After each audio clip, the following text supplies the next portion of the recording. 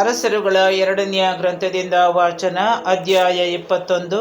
ಅರಸನಾದ ಮನಸ್ಸೆ ಅರಸನಾದಾಗ ಅವನಿಗೆ 12 ವರ್ಷ ವಯಸ್ಸು. ಜೆರೂಸಲೇಮಿನಲ್ಲಿ 55 ವರ್ಷ ಆಳಿದನು. ಅವನ ತಾಯಿಯ ಹೆಸರು ಹೆಪ್ಚೀಬಾ. ಸರ್ವೇಶ್ವರ ಇಸ್ರಾಯೇಲರ ನಾಡಿನಿಂದ ಹೊರಡಿಸಿಬಿಟ್ಟ ಅನ್ಯ ಜನಾಂಗಗಳ ಅಸಹ್ಯ ಕಾರ್ಯಗಳನ್ನು ಅವನು ಅನುಸರಿಸಿ ಆ ಸರ್ವೇಶ್ವರ ಚಿತ್ತಕ್ಕೆ ವಿರುದ್ಧವಾಗಿ ನಡೆದನು. ತನ್ನ ತಂದೆ ಹಿಜ್ಕೀಯನು ತೆಗೆದುಹಾಕಿದ ಪೂಜಾ ಸ್ಥಳಗಳನ್ನು ಮತ್ತೆ ಸ್ಥಾಪಿಸಿ, ಇಸ್ರಾಯೇಲರ ಅರಸರಾದ ಆಹಾಬನಂತೆ ಬಾಳ್ ದೇವತೆಗಳಿಗಾಗಿ ಬಲಿಪೀಠವನ್ನು ಕಟ್ಟಿಸಿ, ಅಶೇರ ವಿಗ್ರಹ ಸ್ತಂಭವನ್ನು ನಿಲ್ಲಿಸಿ, ನಕ್ಷತ್ರ ಮಂಡಲಕ್ಕೆ ಕೈ ಮುಗಿದು ಆರಾಧಿಸಿದನು.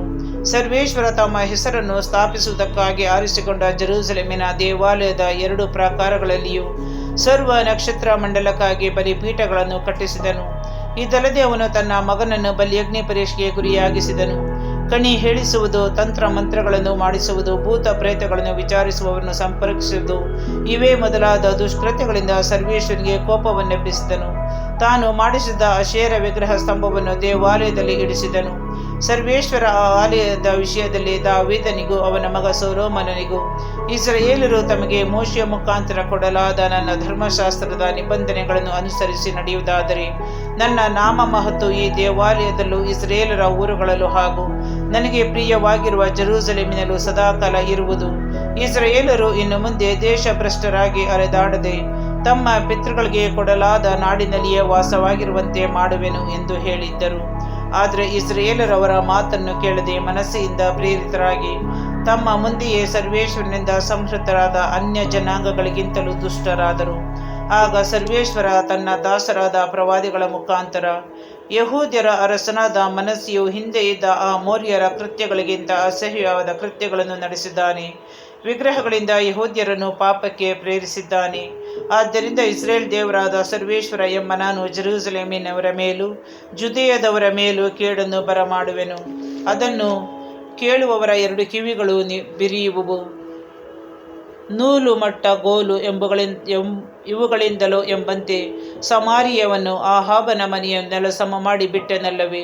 ಜೆರೂಸಲೇಮನ್ನು ಅವುಗಳಂತೆಯೇ ಮಾಡುವೆನು. ಒಬ್ಬನು ಪಾತ್ರೆಯನ್ನು ಉಜ್ಜಿ ತಲೆ ಕೆಳಕಾಗಿ ಇಡುವಂತೆ ನಾನು ಜೆರೂಸಲೇಮನ್ನು ಉಜ್ಜಿ ತಲೆ ಕೆಳಕಾಗಿ ಮಾಡುವೆನು. ನನ್ನ ಪ್ರಜೆಗಳಲ್ಲಿ ಉಳಿದಿರುವವರನ್ನು ತಳ್ಳಿಬಿಟ್ಟು ಶತ್ರುಗಳ ಕೈಗೆ ಒಪ್ಪಿಸುವೆನು. ಅವರ ಶತ್ರುಗಳೆಲ್ಲ ಬಂದು ಅವರನ್ನು ಸುಲಿದು ಸೂರೆ ಮಾಡುವರು. ಅವರು ಈಜಿಪ್ಟ್ ದೇಶವನ್ನು ಬಿಟ್ಟು ಬಂದ ಪಿತೃಗಳ ಕಾಲ ಮೊದಲುಗೊಂಡು ಇಂದಿನವರೆಗೂ ತಮ್ಮ ಪಾಪಗಳಿಂದ ನನ್ನನ್ನು ರೇಗಿಸುತ್ತಾ ಬಂದದ್ದೇ ಇದಕ್ಕೆ ಕಾರಣ ಎಂದು ಹೇಳಿಸಿದರು. ಮನಸ್ಸೆಯು ಯಹೂದ್ಯರನ್ನು ಸರ್ವೇಶ್ವರನ ದೃಷ್ಟಿಯಲ್ಲಿ ಕೆಟ್ಟದ್ದಾಗಿರುವುದವುಗಳನ್ನು ಮಾಡಲು ಪ್ರೇರೇಪಿಸಿದ್ದಲ್ಲದೆ ನಿರಪರಾಧಿಗಳ ವಧೆಯಿಂದ ಜೆರೂಸಲೇಮನ್ನೆಲ್ಲ ರಕ್ತಮಯವಾಗಿಸಿದನು. ಮನಸ್ಸೆಯ ಉಳಿದ ಚರಿತ್ರೆ, ಅವನ ಕಾರ್ಯಕಲಾಪಗಳು ಹಾಗೂ ಅವನು ಮಾಡಿದ ಪಾಪಕೃತ್ಯಗಳು ಜುದಿಯ ರಾಜರ ಇತಿಹಾಸ ಎಂಬ ಗ್ರಂಥದಲ್ಲಿ ಲಿಖಿತವಾಗಿವೆ.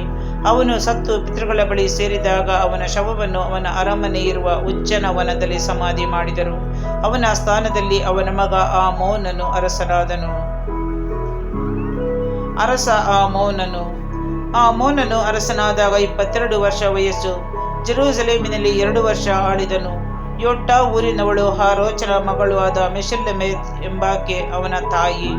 ಅವನು ತನ್ನ ತಂದೆ ಮನಸ್ಸೆಯ ದುರ್ಮಾರ್ಗದಲ್ಲಿ ನಡೆದು ಸರ್ವೇಶ್ವರನ ದೃಷ್ಟಿಯಲ್ಲಿ ದ್ರೋಹಿಯಾದನು. ತನ್ನ ಪೂರ್ವಜರ ದೇವರಾದ ಸರ್ವೇಶ್ವರನನ್ನು ಅವರು ಮೆಚ್ಚುವ ಮಾರ್ಗವನ್ನು ಬಿಟ್ಟು ತನ್ನ ತಂದೆಯ ಮಾರ್ಗದಲ್ಲೇ ನಡೆದನು. ಅವನು ಪೂಜಿಸಿದ ವಿಗ್ರಹಗಳನ್ನು ತಾನೂ ಪೂಜಿಸಿ ಅವುಗಳಿಗೆ ಅಡ್ಡ ಬಿದ್ದನು. ಅವನ ಸೇವಕರು ಅವನಿಗೆ ವಿರುದ್ಧ ಒಳಸಂಚು ಮಾಡಿ ಅವನನ್ನು ಅರಮನೆಯಲ್ಲಿಯೇ ಕೊಂದರು. ಆದರೆ ನಾಡಿನ ಜನರು ಒಳಸಂಚು ಮಾಡಿದವರನ್ನೆಲ್ಲ ಕೊಂದು ಹಾಕಿ ಆಮೋನಿಗೆ ಬದಲಾಗಿ ಅವನ ಮಗ ಯೋಷೀಯನನ್ನು ಅರಸನನ್ನಾಗಿ ಮಾಡಿದರು. ಆಮೋನನ ಉಳಿದ ಚರಿತ್ರೆ ಹಾಗೂ ಅವನ ಕೃತ್ಯಗಳು ಜುದಿಯ ರಾಜರ ಇತಿಹಾಸ ಎಂಬ ಗ್ರಂಥದಲ್ಲಿ ಬರೆದಿರುತ್ತವೆ. ಅವನ ಶವವನ್ನು ಉಜ್ಜನ ವನದಲ್ಲಿ ಸಮಾಧಿ ಮಾಡಿದರು.